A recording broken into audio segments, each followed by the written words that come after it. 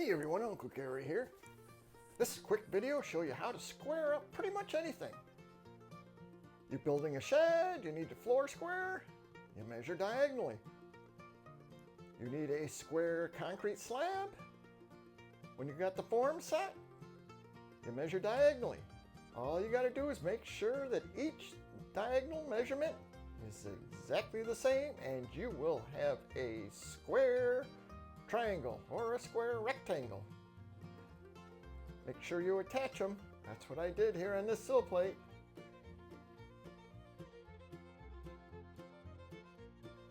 Then we're getting it all set to attach down to the other sill plate. What you got to do is really important, and that is double measure.